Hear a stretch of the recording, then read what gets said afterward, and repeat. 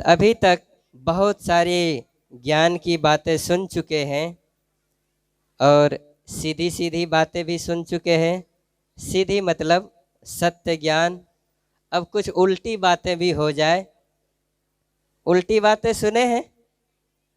सदगुरु कबीर की मुख्य वाणी क्या है? जगत प्रसिद्ध है उल्टी वाणी। सदगुरु कबीर की उल्टी वाणी बरसे कम्मल भीजे पानी। ये कौन कौन सुने हैं? सब सुने हैं? नहीं सुने हैं? सब सुने हैं। अच्छा, एक बार दिखाए तो कौन नहीं सुने हैं। अच्छा, इतने लोग नहीं सुने हैं, बस इन्हीं लोग को सुनाना। ठीक है, तो ये सब जानते हैं कि सदगुरु कबीर की उल्टी बानी बरसे कम्मल भीजे पानी। और भी कहते हैं पहले खाने तब असलाने, ये भी कहते हैं। तो इससे क्या समझते हैं कि पहले खाओ उसके बाद नहाओ, यही न होता है। ये तो चलो बात समझ में आ जाती है कि पहले खाना है तब नहाना है, लेकिन और भी जो कहते हैं बरसे कम्बल भीजे पानी, उसका क्या होगा? कहाँ पर कम्बल बरसता है और पानी भीगता है? यहाँ बरसता है कम्बल? नहीं बरसता है। हमारे यहाँ बरसता होगा, या तो हो सकता है कबीर साहब के ज़माने में बरसता होगा, तभी तो वो कहे बरसे कम्बल भीजे पानी, कबीर साहब की उल्टी बानी। ऐसे बहुत सारी बातें हैं सदगुरु कबीर की जो उल्टे, सुनने में उल्टा लगता है, जब अच्छे से उसको समझा जाता है तो बात बिल्कुल सीधी होती है। अच्छा, उल्टी बात सदगुरु कबीर क्यों कहते हैं और कब करते हैं? उल्टी बात करते हैं व्यंग पूर्वक, व्यंग्यात्मक वचन है उल्टी बात। जैसे अब कोई घर में खा रहा है, या किसी को घर में सर्दी जुकाम है, तो सर्दी जुकाम है, खाने में संयम नहीं है।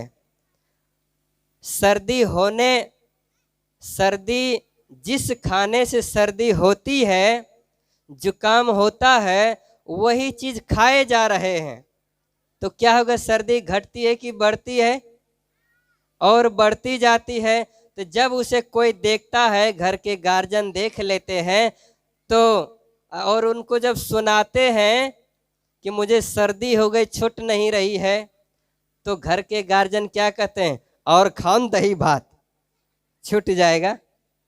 तो और खाने क्या कहा? और खाओ दही भात छूट जाएगा। तो ये क्या कर रहे हैं? व्यंग कर रहे हैं, मतलब नहीं खाना चाहिए, नहीं तो और सर्दी बढ़ती जाती है।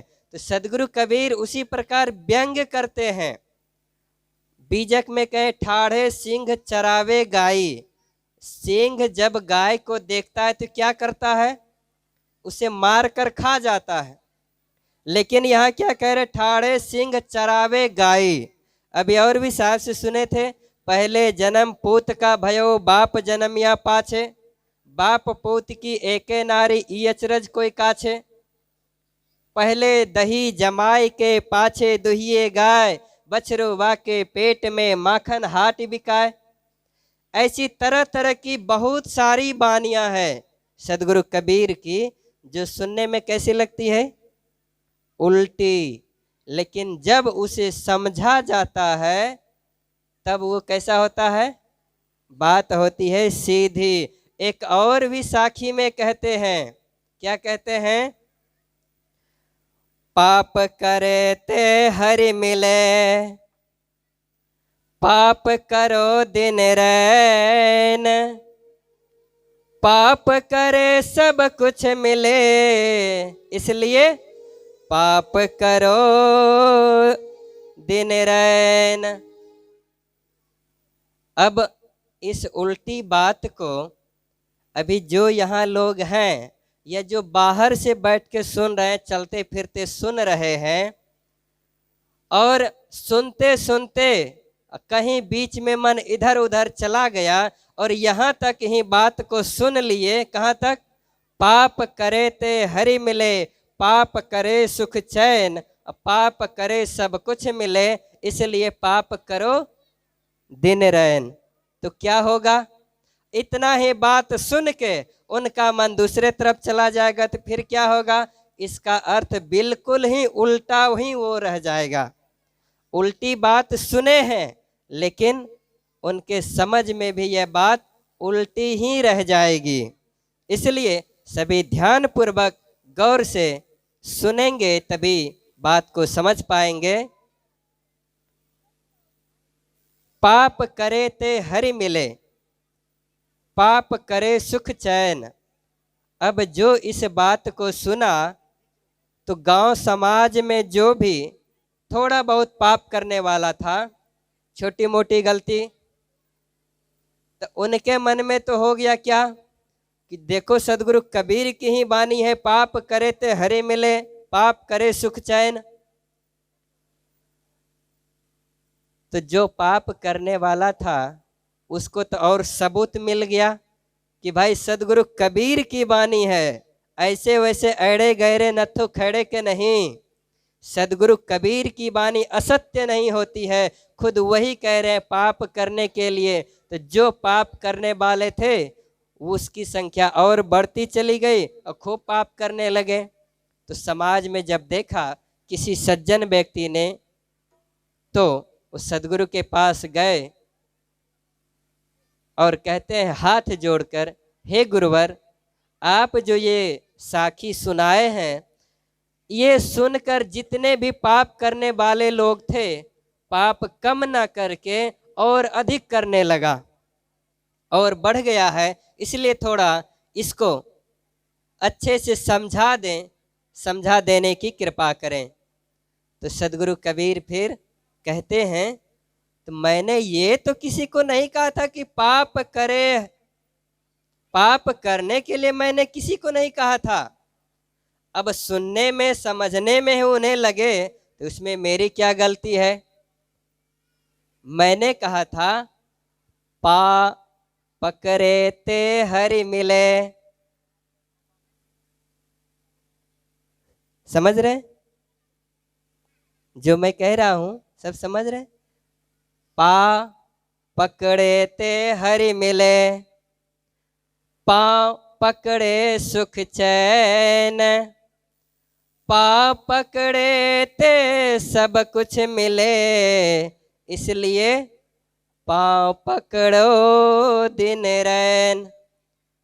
पा, पा मतलब पाप, पाप में पा अलग है और प उधर है, पकड़े। पा मतलब पैर, पाँव, और उधर पकड़े, पाँव पकड़े ते हरि मिले, पाँव पकड़े सुख चैन, पाँव पकड़े सब कुछ मिले, इसलिए पाँव पकड़ो दिन रैन। अब ये नहीं कि दिन भर अब पाँव पकड़ते रहें, एक कहने की भावना है। पाँव पकड़ने का अर्थ है अपने में विनम्रता लाना, अपने अंदर भक्ति लाना। किसका पाँव पकड़ना है? अपने गुरुवर का। जब तक उनका पाँव अर्थात उसके शरण में जाना, पाँव पकड़ने का अर्थ उनके शरण में जाना, और जब तक उनके शरण में नहीं जाएंगे तो हमें ज्ञान नहीं मिलेगा, और जब तक ज्ञान नहीं मिलेगा तो हमारा कल्याण नहीं होगा। इसलिए पाँव पकड़ना अर्थात शरण में जाना अनिवार्य है।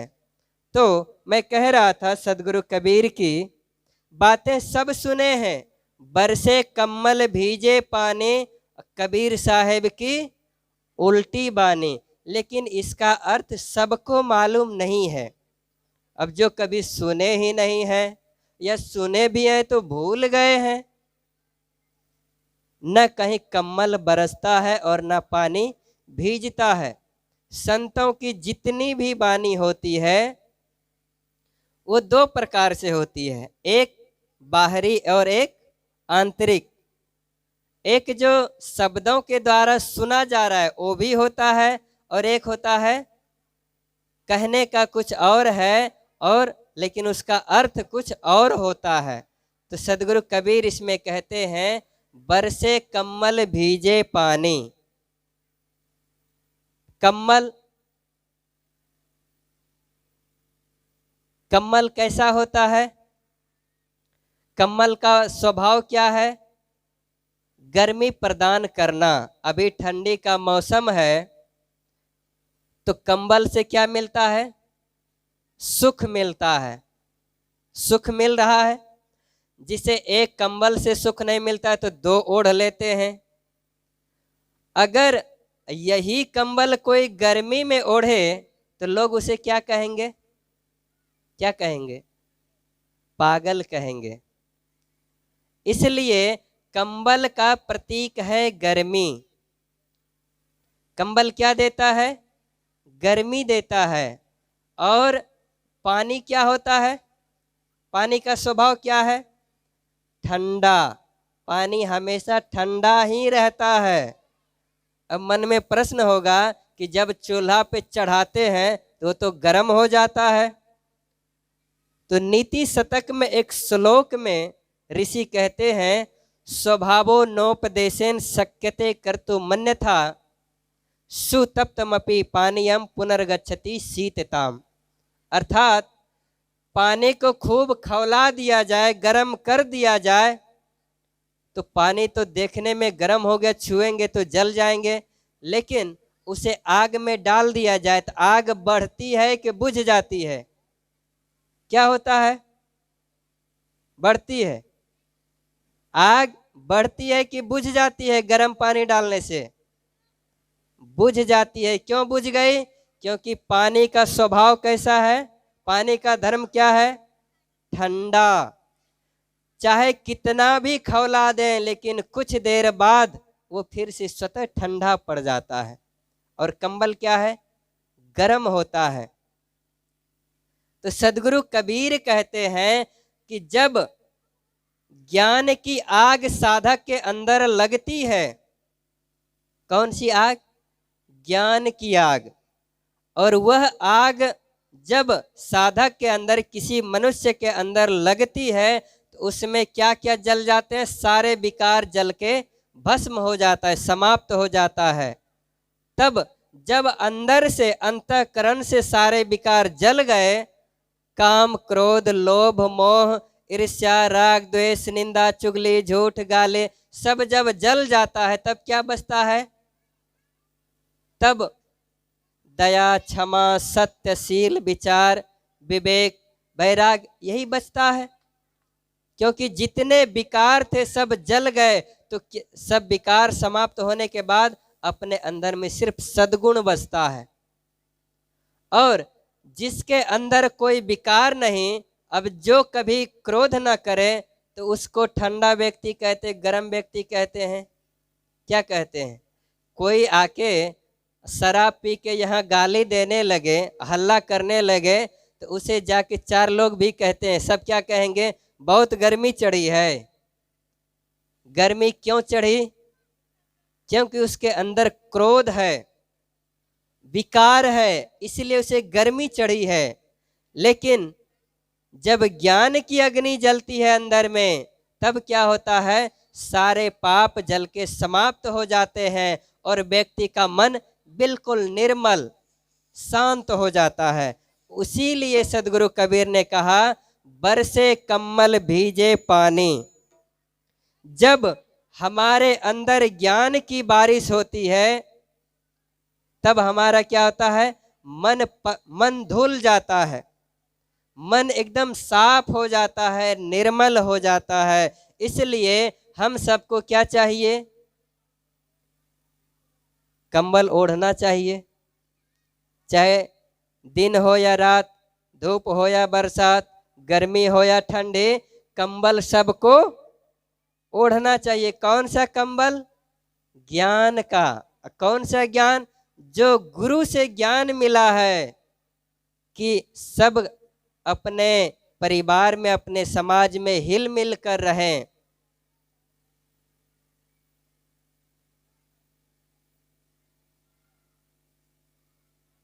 मेरी नानी मुझे एक एक लाइन सुनाती थी, अब तो नहीं है नानी, लेकिन मुझे बात याद है।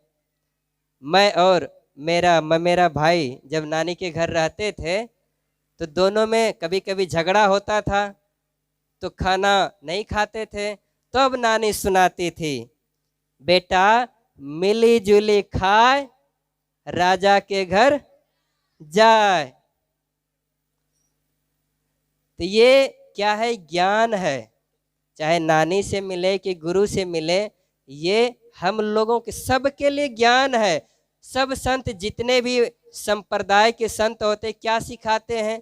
सब आपस में प्रेम से रहो, सबका दया करो, धर्म करो, ध्यान करो, सत्संग करो, अपने गुरु की आज्ञा को मानो, बात को मानो। यही तो सब कहते हैं, यही तो सब सुनाते हैं। इसी को हमें अपने अंदर ग्रहण करना है। तो विचारों की कड़ी को यहीं समाप्त करते हैं।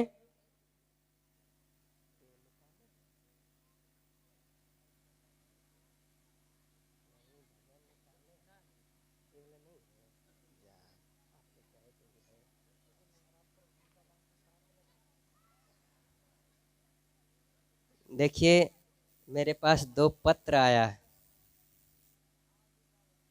पत्र है, कौन भेजा है?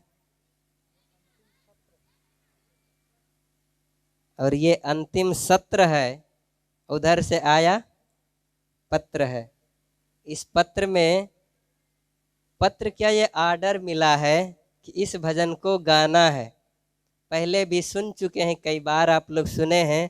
इसमें लिखा है, जीना है तो पापा शराब मत पीना। कौन लिखा है? नाम क्या है उसका? सोनम प्रिया। देखो वहां हाथ खड़ा की है, एक बार और उठाओ। बोलिए सदगुरु देव की। मिलने का प्रयास करें। शराब में नशा होता है ना? और किस में नशा होता है? किस में होता है? दारू में। भक्ति में भी नशा होता है ना? बिहार में अभी शराब पर पाबंद लगा हुआ है, शराबबंदी है। जब शराब में पाबंद नहीं था तो उतनी शराब नहीं बिकती थी जितनी पाबंदी लगने के बाद अभी चल रहा है। कई जगह जाते हैं प्रोग्राम में, तो जब सुबह सुबह हम लोग टहलने जाते हैं, दूर खेत सब में देखते हैं ड्राम रखा हुआ है, भट्टी बनी हुई है। वहाँ क्या होता है? पिकनिक मनाने जाते हैं लोग, वही शराब की ही खेती होती है।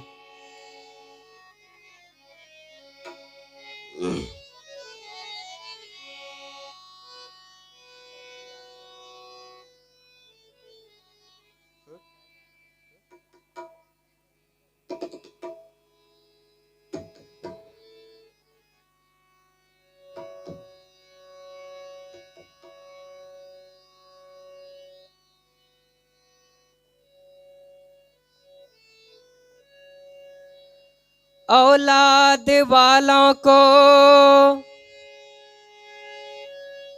ये बे औलाद कर देता है, बेवक्त जिंदगी से आजाद कर देता है। मत छुओ ये जहर है मेरे भाई, शराब ने कईयों का घर बर्बाद कर देता है। इसे शराब के ऊपर जब ये भजन किसी ने बनाया था, तो एक इसमें कहते हैं कि शराब पीने के बाद जो आदमी की स्थिति होती है वो बहुत लोग देख चुके हैं, जानते हैं।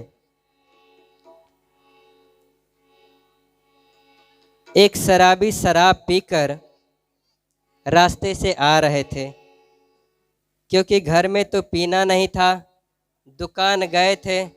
दुकान में क्यों पीते हैं?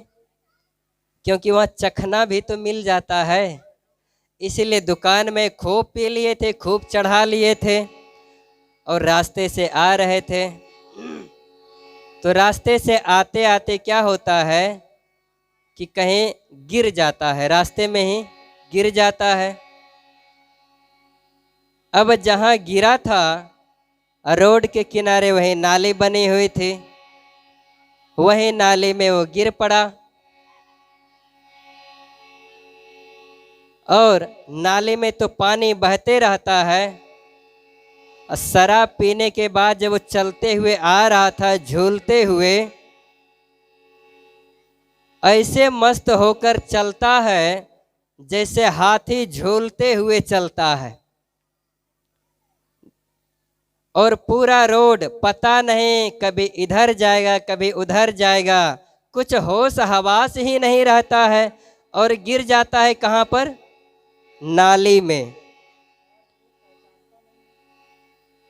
जब नाली में गिर जाता है तो नाली में जो पानी बह रहा था और उसे ठंडकता महसूस हुई, कहता आहा कितना बढ़िया गंगा मैया चल रही है।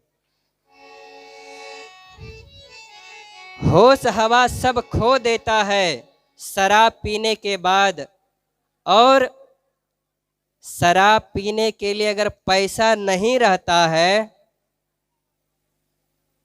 तो मायागंज हॉस्पिटल में जाता है, दिन भर धूप में खून पसीना एक करके मेहनत करता है। क्या करता है? रिक्शा चलाता है। और रिक्शा चला के जब घर जाता है तो पैसा कुछ कम पड़ जाता है शराब के लिए और नहीं पूरा हो पाता है। क्या करता है? मायागंज हॉस्पिटल में जाकर खून बेच देता है और खून को बेचकर शराब पीता है। कैसे कैसे लोग होते हैं इस जमाने में, इस दुनिया में, अपने खून को बेचकर शराब पी डालते हैं। ये शराब नहीं, ये जहर पीता है। शराब आदमी से कहता है तुम मुझे क्या पीते हो? तुम कहते हो कि मैं शराब पीता हूँ, लेकिन तुम याद रखना तुम्हें मैं पी जाऊंगी एक दिन। सदगुरु कबीर ने भी कहा है, माटी कहे कुम्हार से तो क्यों रोंदे मोय, एक दिन ऐसा आएगा मैं रो दूंगे तो। माटी कहती है कुम्हार से तुम मुझे क्या रौंद रहा है, मैं तुम्हें रौंद डालूंगी एक दिन। वैसे शराब भी कहती है कि तुम मुझे थोड़ी पीते हो, तुम्हें मैं पी रही हूँ। शराब पीते पीते एक घर की बहुत स्थिति खराब हो चुकी थी। उस घर में 2-3 बच्चे थे। जो बड़ी लड़की थी 10-12 साल की, वो घर की स्थिति को देखकर बहुत अचंभित हुई कि घर में जितने गहने थे, रुपये पैसे थे, सब खत्म हो गया। मम्मी के सब गहने बेच डाले और फिर भी शराब में दम नहीं मार रहा है पीने में। और बच्चों को मारता है, शराब पीने के लिए पैसा नहीं मिलता है, पत्नी को मारता है। ऐसे ऐसे लोग हैं इस दुनिया में।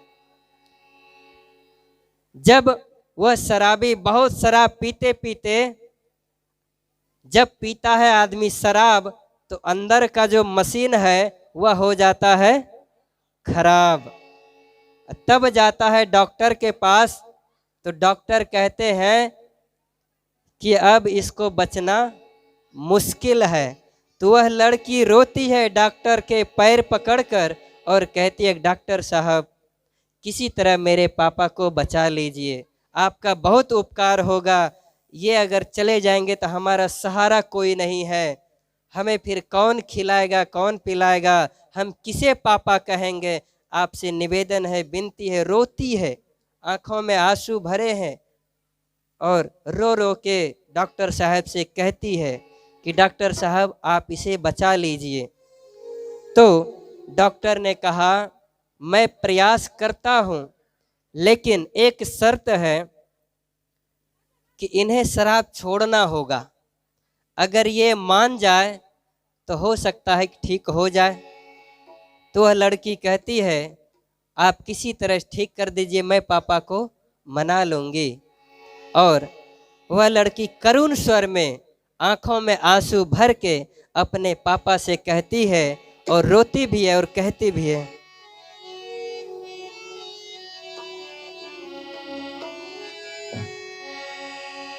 हाँ, जीना है तो पापा शराब मत पीना, जीना है तो पापा शराब मत पीना, जीना है तो पापा शराब मत पीना। इसने कईयों घर की, इसने कईयों घर की खुशियाँ है छीना, जीना है तो पापा शराब मत पीना, जीना है तो पापा शराब मत पीना। देखो आप लोग सुन रहे तो कम से कम ताली तो बजाओ, नहीं तो मैं यहीं बंद कर दूंगा इसे।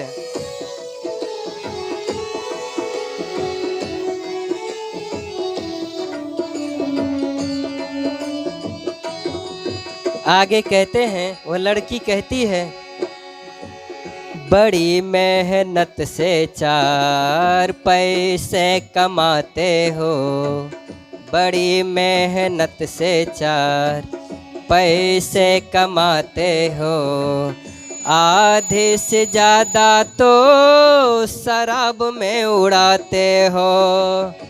पिताजी से कहती है रो रो के। पिताजी बेड पर लेटे हुए हैं और वह लड़की सुना रही है, क्या? बड़ी मेहनत से 4 पैसे कमाते हैं, बड़ी मेहनत से 4 पैसे कमाते हो, आधे से ज़्यादा तो शराब में उड़ाते हो। बेच दिया तूने पापा, बेच दिया तूने पापा, बेच दिया तूने पापा मम्मी का नगीना, जीना है तो पापा शराब मत पीना, जीना है तो पापा शराब मत पीना।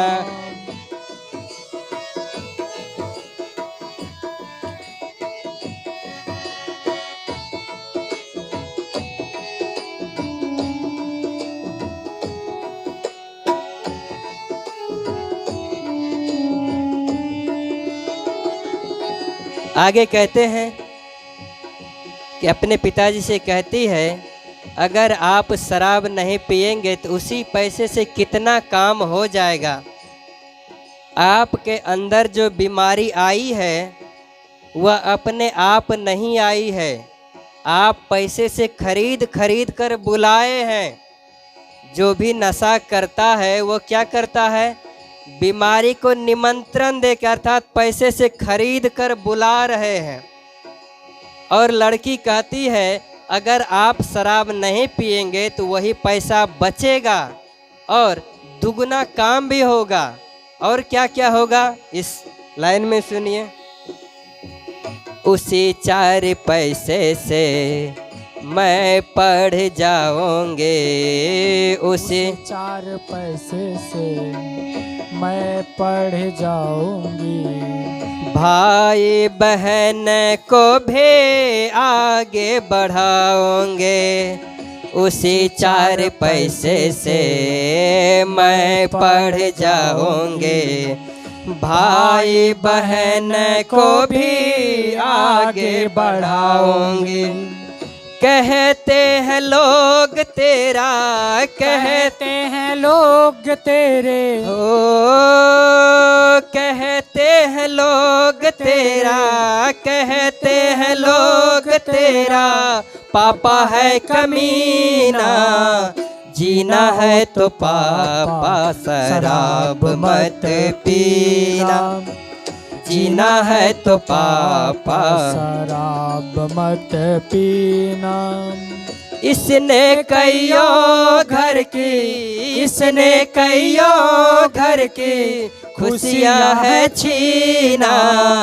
जीना है तो पापा शराब मत पीना। जीना है तो पापा शराब मत पीना। इसने कईयों घर की, इसने कईयों घर की खुशियां है छीना। जीना है तो पापा शराब मत पीना। जीना है तो पापा शराब मत पीना। इस भजन में, भजन की अंतिम पंक्ति है और अंतिम में कहती है, पापा आप तो शराब पीकर नशे में रहते हैं, पड़े रहते हैं, आपको पता नहीं मम्मी घर को किस तरह से चलाती है। घर को किस तरह मम्मी चलाती है ये आप नहीं जानते हैं। एक शराबी घर में बैठकर बोतल हाथ में पकड़े हुए हैं और उसमें क्या कर रहे हैं, लकड़ी घुमा रहे हैं। तो किसी आदमी ने देखा तो उससे पूछा कि भाई लकड़ी बोतल में डाल के क्या सोच रहे हो। तो वह कहता है मैं यही बोतल की गहराई को नाप रहा हूँ कि ये कितनी गहरी है, जिसमें कि मेरा सारा पैसा, सारा धन, जमीन जायदाद सब घुस गया। वही मैं इसकी गहराई को नाप रहा हूँ। वह लड़की अंतिम में कहती है अपने पापा से कि पापा आप नहीं जानते मम्मी घर को किस तरह चलाती है। इस अंतिम पंक्ति में सुने,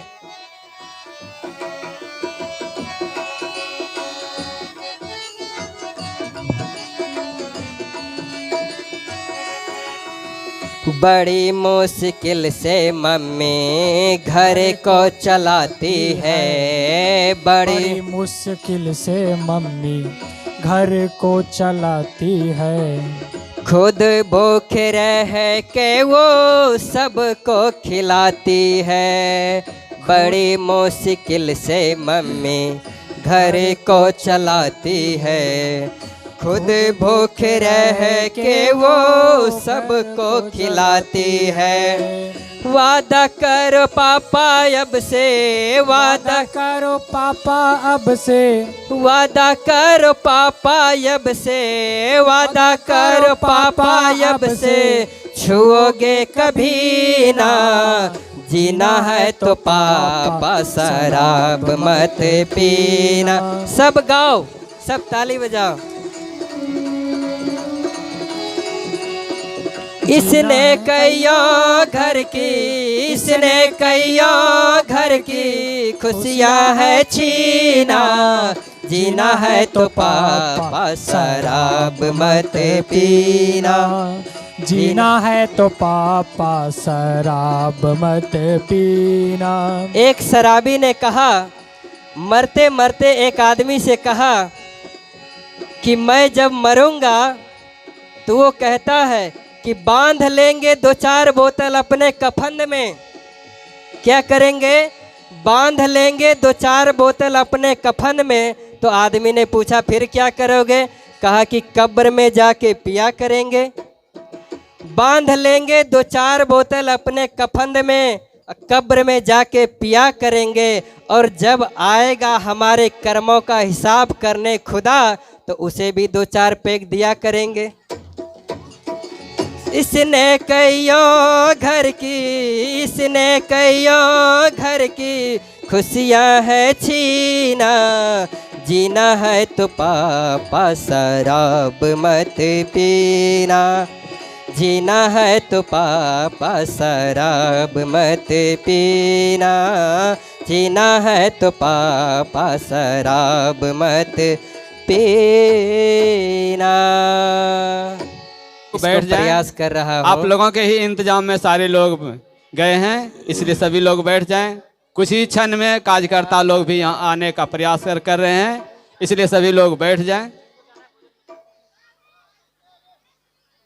कुछ समय में कार्यकर्ता लोग यहाँ पहुँच जाएंगे, चूँकि भोजनालय में कुछ व्यवस्था कर रहे हैं। व्यवस्था करने के बाद सारे लोग आ जाएंगे और सत्संग का कार्यक्रम को संपन्न किया जाएगा। बिल्कुल संपन्न किया जाएगा और बीच में अब डिस्टर्ब नहीं किया जाएगा। चलिए भोजन गाइए। जैसे शराब के कारण से कईयों का घर बर्बाद हो चुका है, वैसे ही दहेज के कारण क्या हुआ है, कई का जीवन बर्बाद हो चुका है। दहेज के कारण घर तो बर्बाद जो हुआ सो हुआ, जीवन ही खत्म हो जाता है। कैसे कि जब लड़की की शादी हो जाती है और ससुराल भेजा जाता है, तो ससुराल में ससुराल वाले उसे इतना प्रताड़ना देते हैं, इतना उसे सताते हैं कि उस सहन करते करते जब असहनीय दर्द हो जाता है, तब वह लड़की क्या करती है, फांसी लगा लेती है, जहर पी लेती है, जहर खा लेती है। अब बर्दाश्त नहीं होता, अब सहन नहीं होता। बहुत ही ये करुण स्वर में एक पिता का दर्द, वो अपनी बेटी को क्या, समाज वालों को, दुनिया के लोगों को, लड़के वालों को, सबको रो रो के सुनाते हैं और अपनी बेटी से भी कहते हैं। क्या कहते हैं, कांची कली की इस दामन छुपा कर फूलों तले सांस पाती है बेटी। पिता के लिए बेटी क्या है, एक कच्ची कली है, और वह किसके आधार पर रहती है, अपने पिता, अपनी माँ के आधार पर वह जीती रहती है। और इस किसी कवि ने, शायर ने कहा है, कांची कली की इस दामन को छुपाकर फूलों तले सांस पाती है बेटी। खिल जाती है कलियां तो डाली से, झुककर आंचल में मुखड़ा छुपाती है बेटी। खुशबू छिड़कती है, खुशबू छिड़कती है, सेवा अपने मर्यादा कुल की बढ़ाती है। फिर भी वह इस जमाने में एक दिन पैरों तले रौंदे जाती है। बेटे वाले तो होते हैं किस्मत वाले, बेटे वाले क्या होते हैं, किस्मत वाले। इसीलिए देखा जाता है कि जब घर में बेटा पैदा होता है, सभी खुशियां मनाते हैं और ढोल नगारा पीटते हैं, सबको भोजन कराते हैं, भोज खिलाते हैं। लेकिन बेटी पैदा जब होती है तो शोक मनाते हैं। और बेटा पाने के चक्कर में कई ऐसे भी लोग हैं जो कि बेटी की लाइन लगा देते हैं। घर में खाने का अन्न नहीं, दिन भर कमाता है तब जाके शाम को खाता है, और उसके 5-5, 6-6 बेटी हो जाए तो उस पर क्या बीतती है। गरीब आदमी ना बच्चे को पढ़ा पाते हैं और ना कुछ कर पाते हैं। और फिर समस्या आती है जब बेटी जवान होती है तो शादी करने की, और शादी में दहेज इतना मांगा जाता है कि वह परेशान हो जाता है। और कई लोग परेशान होकर खुद भी मृत्यु को प्राप्त कर लेते हैं। तो कहते हैं, बेटे तो होते हैं किस्मत वाले, पर बेटी के किस्मतों की शान होती है। बेटी सबको नहीं मिलती है, बेटे वाले तो होते हैं किस्मत वाले, पर बेटी की किस्मत में ही शान होती है। बचपन में फूलों से नाजुक कली भी जवानी में बोझ करके रोती है। कौन रोता है, माता पिता रोते हैं अपने बच्चे को लेकर, बेटी को लेकर, कि अब मेरी बेटी जवान हो गई है, हाथ में पैसा नहीं है, कैसे उनका शादी किया जाएगा, कैसे दहेज दिया जाएगा, ये सोच सोच कर बहुत कष्ट उठाते हैं और अपना एक व्यथा सुनाते हैं।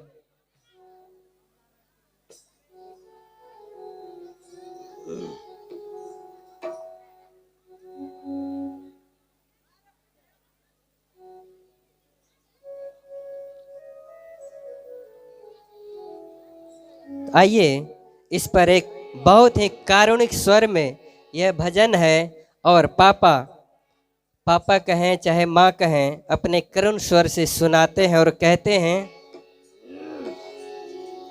एक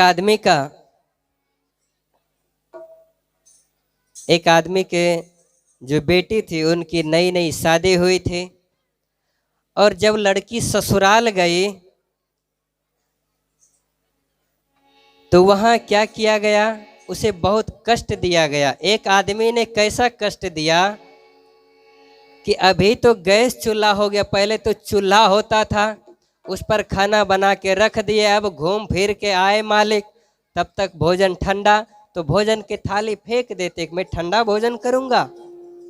उसको सुधारा, उसका जब सुधार किया तो नाटक और बढ़ते चला गया, बढ़ते गया। तो वह क्या करने लगा कि एक दिन कहता है कि मैं ऐसी वैसी रोटी नहीं खाता हूँ। कैसे खाता हूँ, नाप के मात्र 6 इंची का, और इंची टेप साथ में रखता था कि 6 इंची से अगर थोड़ा भी ज़्यादा हुआ या थोड़ा कम हुआ, अगर जल गई तो तुम्हारी मैं प्राण ले लूँगा।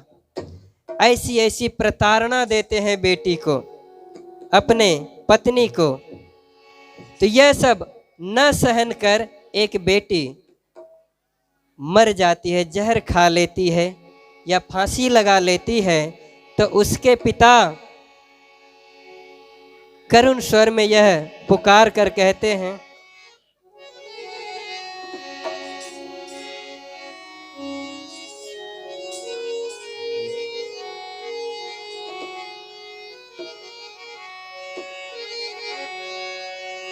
जनती जे जारल जैबो आग में दहेज के, पाप नहीं करती ये बेटी ससुरा में भेज के, पाप नहीं करती ये बेटी ससुरा में भेज के, पाप नहीं करती ये।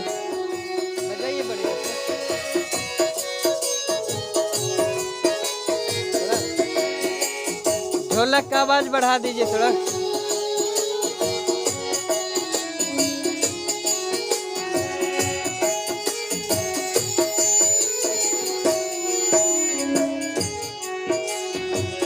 जनती जे जारल जैबो आग में दहेज के, जनती जे जारल जैबो आग में दहेज के, पाप नहीं करती ये बेटी ससुरा में भेज के, पाप नहीं करती ये बेटी ससुरा में भेज के, पाप नहीं।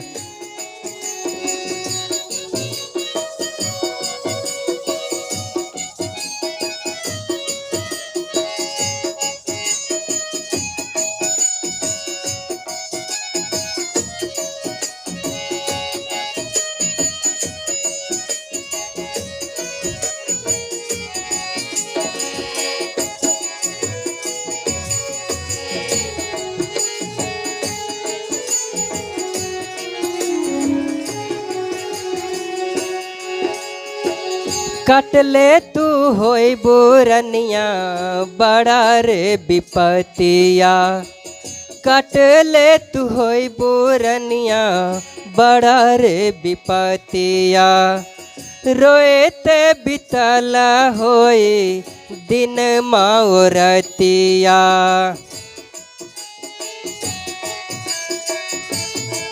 हारमोनियम का थोड़ा आवाज दे दीजिए। कटले तू होए बोरनिया बड़ा रे विपतिया, रोए तब बितल होए दिन माउरतिया, माई कह के कोई कल होएबो, माई कह के कोह कल होएबो, माई कह के कोह कल होएबो, दुख बा अंगेज के पाप नहीं करती ये बेटी, ससुरा में भेज के पाप नहीं करती ये बेटी, ससुरा में भेज के।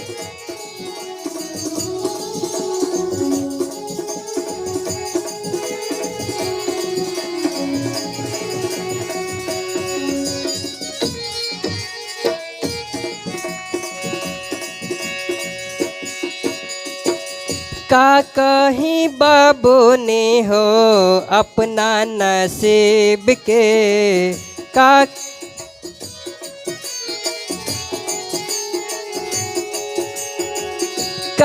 कहीं बाबू ने हो अपना नसीब के, बेटी हो के काहे ऐलो घर में गरीब के।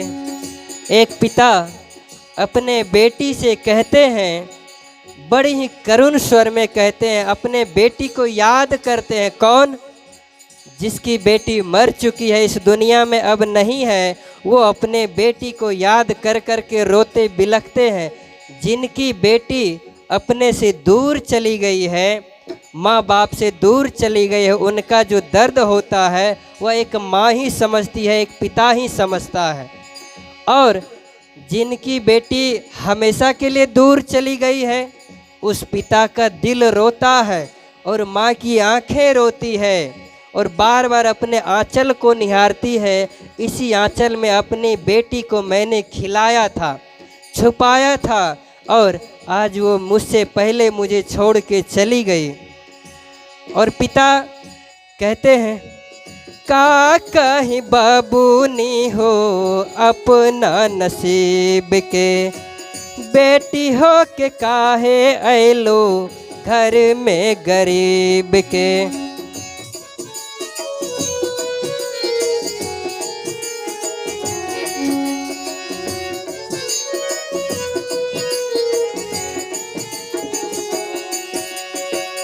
जियते मुआई दिहलो हमरा के तेज के। अब जो पिता सर को उठाकर चलते थे, सीना को तान कर चलते थे, उनकी बेटी अगर दुनिया से चल जाए तो उनका सर ऊंचा रहा कि नीचा हो गया? नीचा हो जाता है, झुक जाता है। वह किसी को मुंह नहीं दिखा पाता है। वही कहते कि तुम क्या चली गई, मेरा तो सब कुछ चला गया।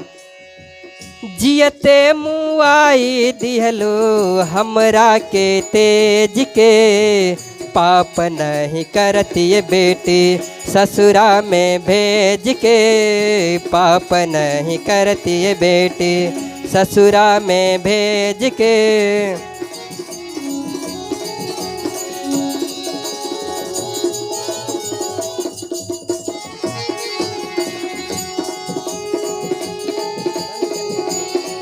बंद कर दीजिए इसको।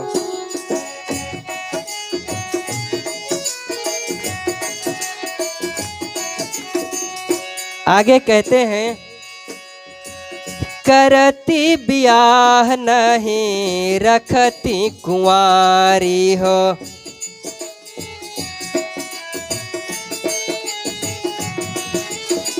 करती ब्याह नहीं रखती कुंवारी हो, लिहती सही लिहती लोगवन के गारी हो। अगर मैं जानता कि ये होने वाला है तो मैं अपनी बेटी का कभी ब्याह ही नहीं करता, कुंवारी ही रख लेता। भले चार लोग मुझे गारी देते, मैं सहन कर लेता, लेकिन अपने से दूर तो नहीं जाता। वही कहते हैं, करती ब्याह नहीं रखती कुंवारी हो, लिहती सही लिहती लोगवन के गारी हो। अलगा न होए के दिहती अपना करेज के, अलगा न होए के दिहती अपना करेज के, पाप नहीं करती है बेटी ससुरा में भेज के, पाप नहीं करती है बेटी ससुरा में भेज के, पाप नहीं।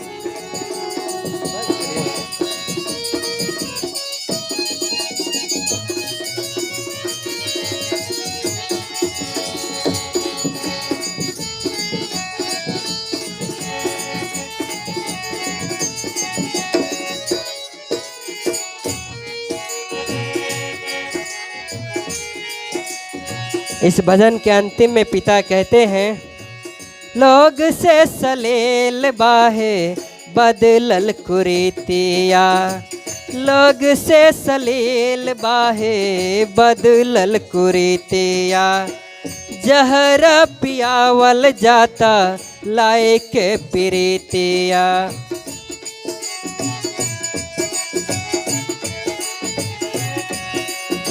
लोग से सलील बाहे बदलल कुरीतिया, जहर पियावल जाता लाए के प्रीतिया, एकरा से नीमन रहे शासन अंग्रेज के, एकरा से नीमन रहे शासन अंग्रेज के, पाप नहीं करती है बेटी ससुरा में भेज के। सभी ताली बजाएं, जिन्हें जिन्हें बेटी मिली है सौभाग्य से सब ताली बजाएं।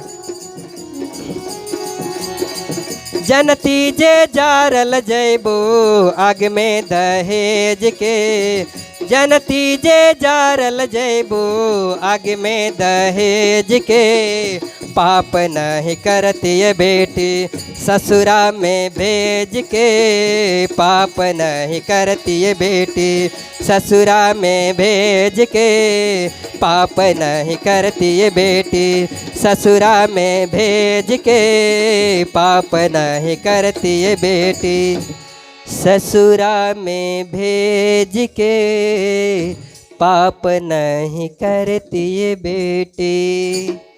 बोलिए सद्गुरुदेव की। बहुत हो गया, अब हम अपने मन से। और यह कौन सा भजन है?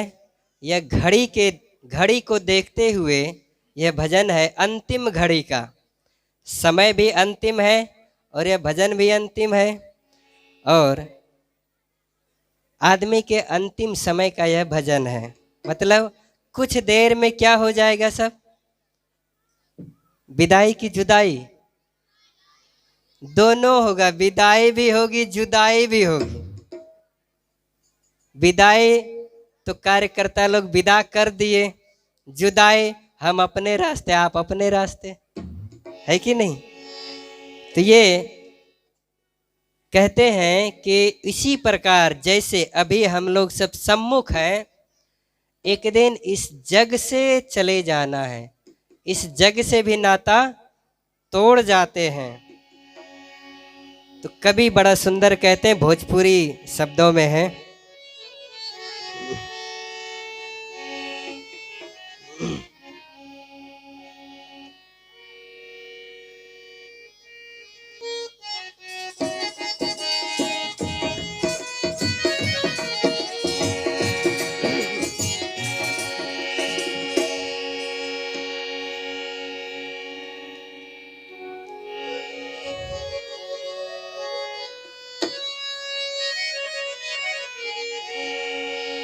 कौना बेरिछिया चिरई खोतवा लगलो जाके,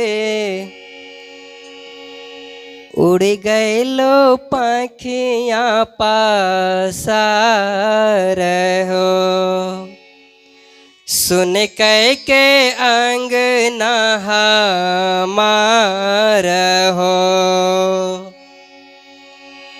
जब इसका दो अर्थ है। दो अर्थ क्या है? एक तो शरीर से जब जीव अलग हो जाता है, थोड़ा कम कर दीजिए, शरीर से जब जीव अलग हो जाता है तो शरीर एक सिर्फ भाव है, शरीर पुकार कर कहता है कि कौना बिरछिया चिरई खोतवा लगौलू जाके, उड़ गईलू पखियां पसार हो। जीव को कहता है कि तुम कौन से वृक्ष में जाकर अपना घोंसला बना लिया, खोता बना लिए, जो हमें छोड़ के चले गए। एक तो ये अर्थ हो गया। एक और दूसरा अर्थ ये भी होता है कि किसी पत्नी की पति जिससे उन दोनों में बहुत प्रेम है, अथाह प्रेम, कभी एक दूसरे से अलग नहीं होते हैं, और वो जब अलग हो जाता है, छोड़ के चला जाता है, तो वो भी यही कहती है, बिरह के आग में जलती है। ये भजन ही बिरहा भजन है। और बिरह के आग में जलती है, रोती है और कहती है, क्या कहती है? कवने बिरछिया चिरई। बेस थोड़ा दे दीजिए, पूरा कम कर देते हैं। हेलो हेलो, आवाज को थोड़ा कम कीजिए, हल्का कम कीजिए। हाँ बस ठीक है। कवना बेरछिया चिरई खोतवा लगवलो जाके, कवना बेरछिया चिरई खोतवा लगवलो जाके, उड़ गए लो पाखियाँ पसार हो, सुन कह के अंगना हमार हो।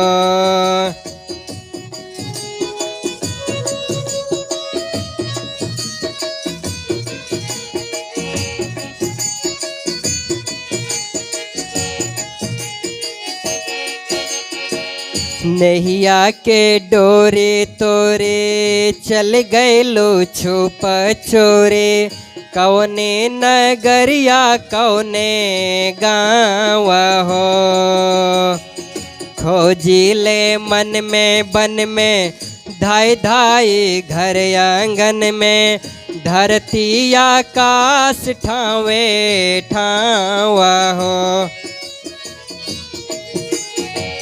नैया के डोरे तोरे चल गए लो छुप छोरे, कौने नगरिया कौनो गाँव हो, खोजिले मन में बन में धाई धाई घर आंगन में, धरती आकाश ठावे ठावा हो। दे के ना पात गैलो कहवाला पात भैलो, दे के ना पात गैलो कहवाला पात भैलो, हो गैलो काहे तो फरार हो, चुन कह के अंगना हमार हो।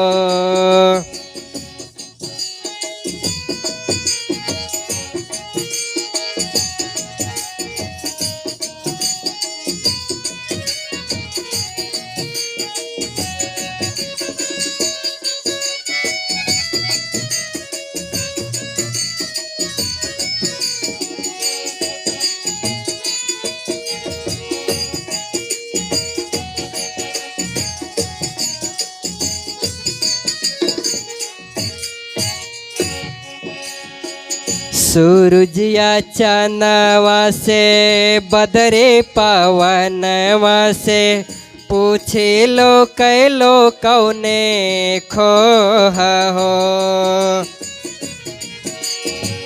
तलवा तलैयन से कहने तरैयन से, केहू न देता कौनो जो हो। सूरजिया चांदवा से बदरे पवनवा से, पूछी लो कैलो कौने खोह हो, तलवा तलैयन से कहने तरैयन से, केहू न देता कौनो जो हो। केने कैसे पूछ जाई कैसे हम तोहरा पाई, केन कैसे पूछ जाई कैसे हम तोहरा पाए, केकरा से करी अब गोहार हो, उड़ गए लो पाखियाँ पासार हो।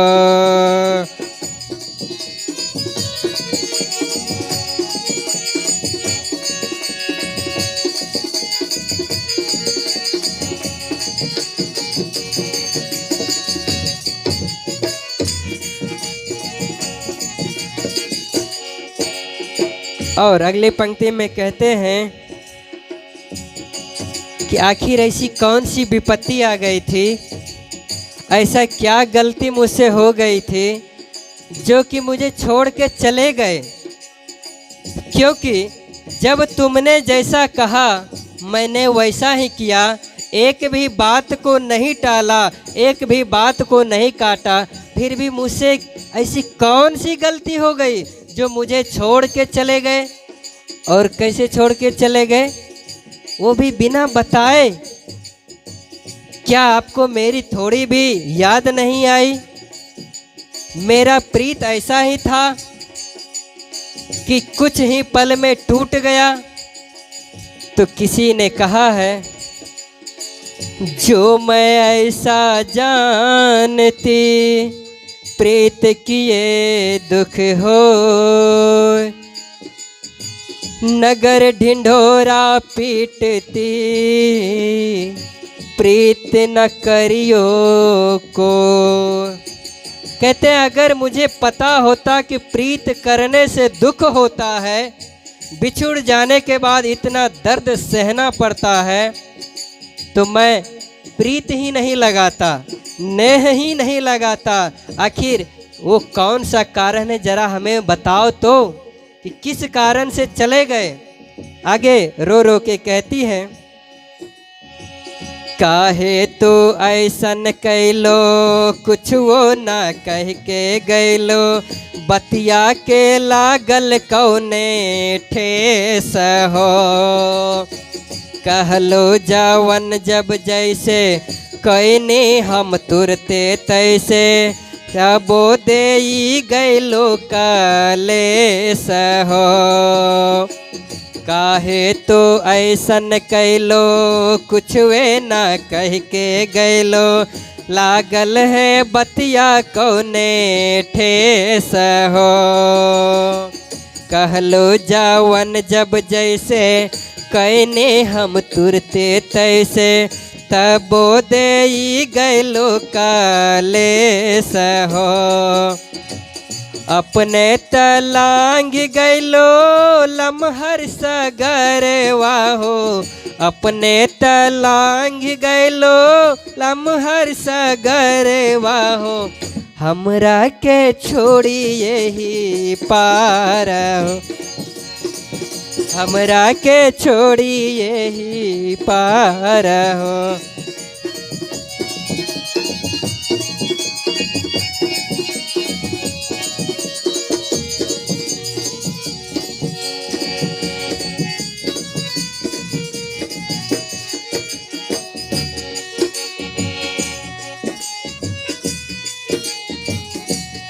और अंतिम में कहते हैं, इस भजन की आखिरी पंक्ति है, अंत में कहते हैं कि जरा मुझे ये भी तो बताओ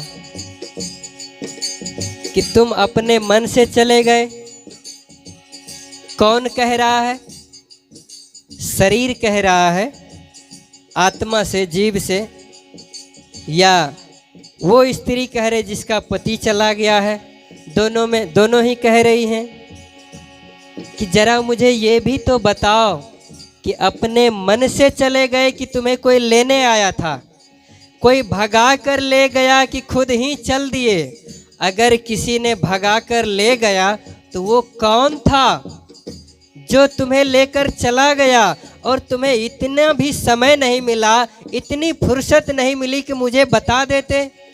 और वह कौन आदमी था, वह कैसा था जो कि कोई भी आदमी दरवाजे पर आता है तो कुत्ता भौंकता जरूर है अनजाने आदमी को देखकर, और वह कैसा था जो कि कुत्ता भी नहीं भूका? जरा ये मुझे तो बताओ। यह भजन की अंतिम पंक्ति में कहती हैं, पियत होके लेके भागल तनिको न भनक लागल, कवन बाहलिया धैबा झाई के हिले ना डोले दिहलस धीरहु से बोले दिहलस अचके में कैलस घटिया आई के। अचानक ऐसा हमसे घात कर गए कि मुझे भी पता नहीं चला, तुम बताए भी नहीं। पियत के लेके भागल तोहरो ना भनक लागल करहो जागल ना कुकरो रखे बारहो। कौना बिरछिया चिरई खोतवाला गवलो जाके कौना बिरछिया चिरई खोतवाला गवलो जाके सुन कह के अंगना मारो उड़ गए लो पाखियाँ पासार हो सुन कह के अंगना हमार हो उड़ गए लो पाखियाँ पासार हो। सदगुरु कबीर साहेब की, संत समाज की, भक्त समाज की। बस हेलो। इसी भजन के साथ मैं अपनी बातों को यहीं पर विराम देता हूँ और आप सबके हृदय में बैठे राम को प्रणाम करता हूँ। मुझसे जो भी कुछ त्रुटियाँ हुई होगी उसे अपने बच्चे जानकर क्षमा करने की कृपा करेंगे। बोलिए संत सम्राट सदगुरु कबीर साहेब की। हेलो।